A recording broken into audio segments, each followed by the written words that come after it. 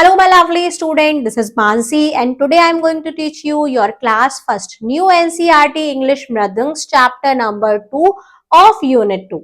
Unit second का chapter second है जिसका नाम है The Cap Sailor and the Monkeys.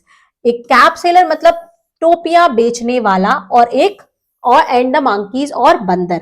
तो आइए पढ़ते हैं बंदरों की और टोपी बेचने वाले की कहानी. Once there was a man who sold caps. एक बार एक आदमी था जो क्या बेचता था. सोल्ड मतलब बेचता था क्या, टोपियां बेचता था. He carried many caps in a basket on his head.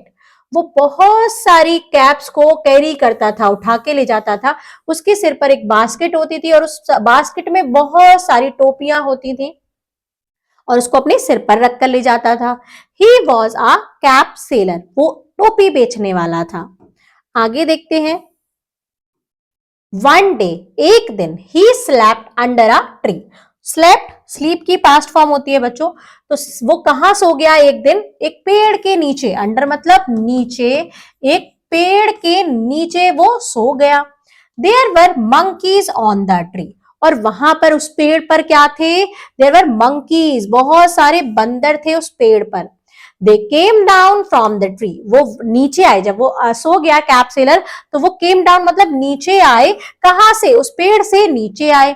They took away all the caps. वो उन्होंने took away मतलब ले ली. जो सारी कैप्स थी, सारी टोपियां थी वो ले ली. और सबने क्या करी? देखो सबने एक एक टोपी ले ली और पहन ली. यहाँ पर देखो सारी उसकी बास्केट को खाली कर दिया. The cap seller woke up. अब कैप सेलर जो था टोपी बेचने वाला वो उठा. थोड़ी देर बाद उसकी नींद खुली. He saw the basket was empty. उसने देखा, see की पास्ट फॉर्म है saw. देखा, उसने क्या देखा कि वो जो बास्केट है, जो टोकरी है वो खाली है. empty मतलब होता है बच्चों खाली. He looked around and above. उसने चारों तरफ देखा और ऊपर देखा. around मतलब चारों ओर और above मतलब ऊपर. The monkeys were wearing his cap. जो बंदर थे उन्होंने wearing मतलब पहन रखी थी क्या? पहनना. wearing मतलब पहनना. उनकी जो कैप थी वो सारे monkeys ने, सारे बंदर ने पहन रखी थी.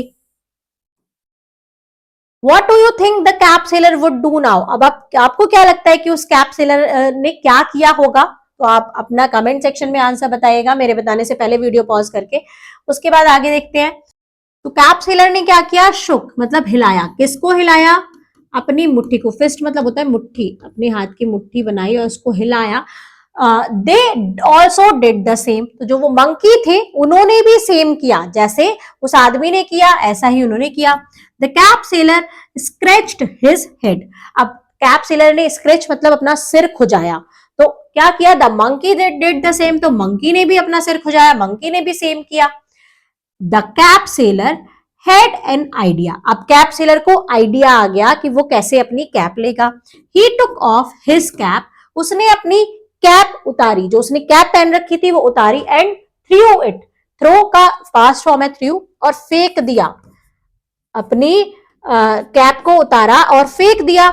into the empty basket. जो वो खाली बास्केट थी उसमें अपनी कैप को नीचे फेंक दिया. तो इसके बाद क्या किया होगा? मंकी ने भी सेम किया होगा. देखो यहां पर देखो सारे मंकी ने कैप बास्केट में गिर दी. The monkeys also did the same. Monkeys ने भी, जो सारे बंदर थे उन्होंने भी सेम टू सेम ऐसा ही किया. The cap seller got all his caps back. अब कैप सेलर को, टोपी बेचने वाले को, अपनी सारी जो कैप थी वो वापस मिल गई थी.